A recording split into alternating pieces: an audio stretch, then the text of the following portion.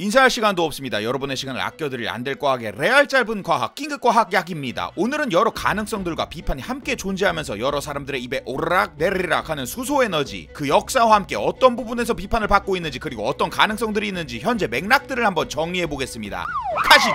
18세기 중엽 영국의 제임스 왓가 발명한 증기기관을 필두로 영국에서 산업혁명이 일어납니다. 지하 자원인 석탄이 기계에 필요한 철을 재련할 수 있게 하고 각종 기계들의 동력, 즉 에너지를 주게 되면서 기계들이 다양한 산업의 구조를 완전히 바꾸었습니다. 시간이 흘러 19세기 중엽 토마스 에디슨과 니콜라 테슬라가 전기에너지의 상업화의 기반을 마련하면서 인류는 더 효율적인 에너지 전달 체계를 갖추게 되고 각 산업에서는 대량 생산에 따른 규모의 경제가 실현되게 됩니다. 소비자들은 더 다양하고 많은 상품들을 값싼 가격에 빠르게 얻을 수 있게 되었습니다. 하지만 석탄이 에너지원으로 사용되는 과정이나 전기에너지가 생산되는 과정에서 발생하는 이산화탄소나 질소산화물로 인해 환경은 점점 나빠졌습니다. 미세먼지 수치가 200년 사이 2배 이상 급증하였고 결국 1952년 12월 추운 겨울 런던, 수많은 사람들이 난방을 위해 석탄을 태우고 공장에선 크리스마스 상품들을 대량으로 생산하게 되면서 12월 5일부터 5일간 엄청난 스모그, 그레이트 스모그가 발생하면서 1만 명 이상의 사람이 대거 사망하게 됩니다. 이런 사건들이 연속적으로 터지면서 사람들은 산업화와 효율을 중시하고 강조하던 산업화 사회에 대해 다시 한번 고민하게 됩니다. 그리고 최근까지 온실가스 배출이 지속적으로 늘어나며 지구 온난화 문제가 심각해졌습니다. 자연스레 많은 사람들의 관심이 효율성과 생산성에서 현재의 환경과 미래 세대를 위한 지구에 대한 걱정으로 옮겨갔습니다. 지구 온난화의 규제 및 방지를 위한 국제협약인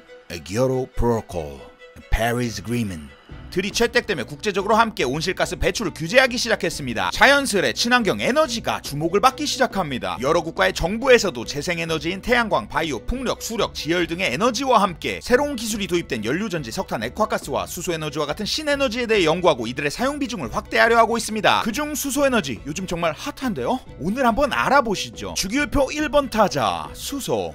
가볍습니다. 우주의 75%를 구성하는 가장 흔한 원소이며 양성자 하나와 전자 하나로 이루어진 원소로 중성자를 갖지 않은 유일한 원소입니다. 여기저기 너무 많이 쓰여서 화학 구조식 그릴 때 잘 그리지도 않습니다. 유전 정보를 만드는 DNA 생성에도 관여하고 몸의 수액이나 장기의 pH도 조절합니다. 그리고 가장 중요한 것, 수소는 산소와 결합하여 생명의 근원 H2O, 물을 만들어냅니다. 네, 맞습니다. 물은 산소 그리고 수소로 이루어져 있습니다. 우리는 학창시절 이것을 직접 실험해본 적이 있습니다. 바로 물의 전기분해 실험. 산화환원 반응을 일으키면 환원 전극에서는 전해질의 음이온이 환원되고 산화 전극에서는 양이온이 산화돼서 각각 수소와 산소가 생깁니다. 이때 산화환원 반응을 일으키기 위해 우리는 전해질과 함께 물에 높은 전압, 즉 전기를 가합니다. 이 과정을 거꾸로 뒤집어 보면 그렇습니다. 수소와 산소가 결합될 때 전기가 나온다는 이야기입니다. 이렇게 수소를 이용해 전기를 얻을 수 있다는 것은 생각보다 오래전에 알았습니다. 1839년 판사와 물리학자라는 넘사벽 투잡을 병행하던 웨일스의 윌리엄 로버트 그로브는 전해질이 있을 때 수소와 산소를 혼합하면 전기와 물이 생산된다는 것을 발견합니다. 이를 바탕으로 그로브셀을 발명하게 되었는데요. 이는 현재 퓨얼셀, 즉 연료전지라 불리는 화학에너지를 전기에너지로 변환시키는 장비의 시초가 됩니다. 물론 그로브 판사님이 발명한 연료전지는 다른 연료에 비해 터무니없는 생산성과 가격으로 인해 상용화의 빛은 못 봤습니다. 이후 100년이 넘는 세월이 흘러 1970년 이름과 달리 상복이 많았던 존 복리스 교수는 하이드로즌 이코노미, 수소경제라는 단어를 쓰기 시작하며 수소에너지에 대한 수많은 연구를 발표하고 친환경 에너지로서의 수소의 가능성을 설파하기 시작합니다. 하지만 당시 상용화는 아주 먼 이야기였습니다. 그러다 2003년 미국의 부시 대통령은 나중에 미국의 엄청난 지하자원들이 연속적으로 발견될 줄은 일단은 모른 채로 에너지 자립을 위해 수소연료, 수소경제에 대한 계획을 발표하게 됩니다. 하지만 그 당시 경제성과 효율성 그리고 친환경 면에서 비판을 많이 받았습니다. 지금도 수소에너지 비판을 많이 받고 있습니다. 왜 이리 많은 비판을 받고 있을까요? 일단 수소가 만들어지는 과정을 봐야 합니다. 지구에서 가장 많은 원소 수소, 얻기 쉬워 보이고 어디에나 있을 것 같지만 실제로 수소 분자인 H2 형태로 있지 않고 여러 다른 화합물에 포함되어 있습니다. 그래서 순수한 수소를 얻기 위한 노력이 필요합니다. 대표적인 방법은 세 가지인데요. 하나, 석유화학이나 제철 공정 중에 부산물로 생기는 수소인 부생수소를 얻는 방법. 둘, 물을 전기 분해해서 수소를 얻는 방법. 셋, 천연가스 등으로부터 수소를 추출하는 방법입니다. 우선 부생수소는 사이드로 나오는 거니까 꿀이긴 하지만 메탄올이나 암모니아를 만드는 등 다른 식으로 많이 활용됩니다. 그래서 나중에 수소경제가 활성화됐을 때의 필요 수요를 부생수소만으로 감당하기는 힘들고 운송비도 큰 부담이 됩니다. 그 다음 전기분해. 물을 전기분해해서 수소와 산소를 얻으면 너무나 친환경적이고 좋겠지만 당장 단기적으로 수소의 주요 생산원이 되기는 어려워 보이고 장기적 관점에 R&D가 필요해 보입니다. 마지막으로는 천연가스를 통해 수소를 얻는 방법입니다. 현 시점에서 수소를 생산하는 방법 방법 중 대량으로 수소를 만들 수 있는 가장 경제적인 방법입니다. 하지만 이 과정은 탄소에 붙어있는 수소를 떼어내는 것이기 때문에 결과적으로 온실가스를 발생시킵니다. 이렇듯 천연가스로부터 생산한 수소가 현 시점에서 100% 친환경적인 것은 아니지만 지금 우리가 사용하는 석유화학연료와 비교할 때 온실가스 배출량을 많이 줄였습니다. 그리고 현재 천연가스에서 수소를 추출하는 과정에서 이산화탄소를 포집하는 기술이 많이 연구되고 있어 더욱더 친환경적인 수소 생산 과정이 될 것으로 기대됩니다. 그리고 비판을 받는 또 다른 이유, 비싸요. 물론 수소에너지가 환경에 포커스되어 있는 미래 에너지이고 연구 개발될 부분이 많습니다만 현 시점에서 너무 많이 비싸면 힘드니까요. 주로 전기차와 비교가 많이 됩니다. 인프라 면에서 아직은 부족하기 때문에 수소차의 충전소 설치 비용, 연료 가격 등이 비싼 것은 사실입니다. 그리고 가격 이외에도 효율과 열 발산과 출력 면에서도 비판을 많이 받고 있습니다. 지금 이런 점들에 대해서 수많은 공격을 받고 있음에도 우리나라뿐만 아니라 일본이나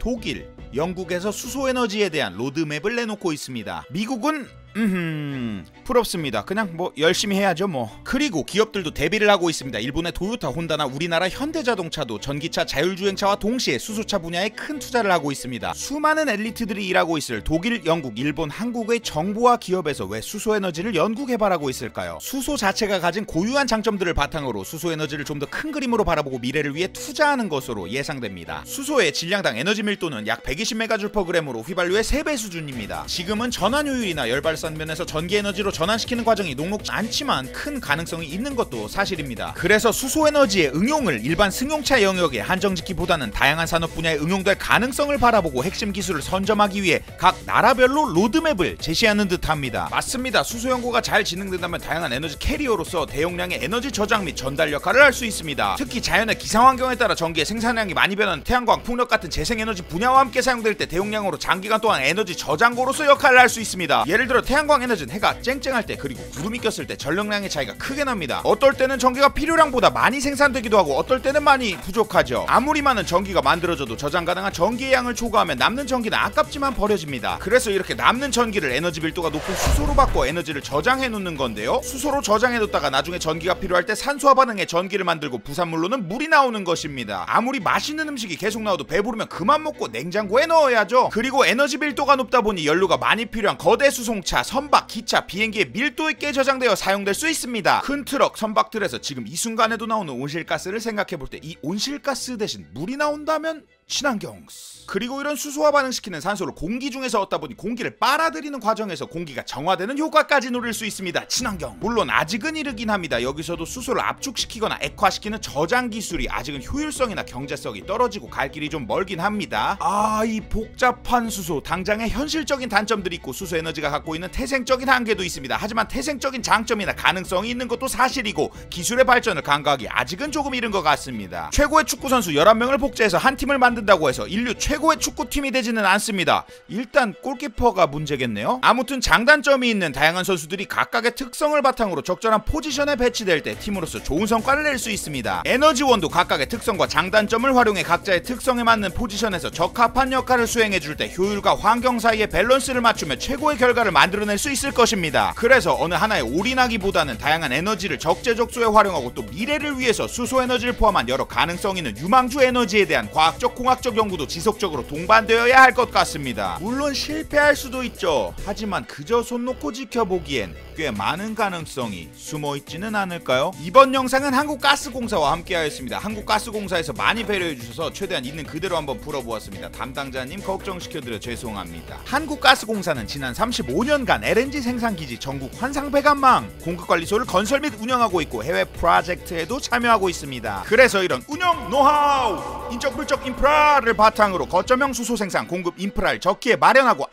안정적으로 운영할 수 있어 수소경제 활성화에 큰 역할을 할 수 있을 것이라 믿습니다. 그럼 오늘 영상 마무리하면서 지금까지 가장 핫한 과학 수소에너지 한국가스공사와 함께 안될 과학 이야기였습니다. 더 많은 연구 현황이나 적용 사례들에 대해서 궁금하시다면 좋아요 꾹, 그리고 댓글 달아주시면 수소에너지 2편 한번 빠르게 준비해 보겠습니다. 감사합니다.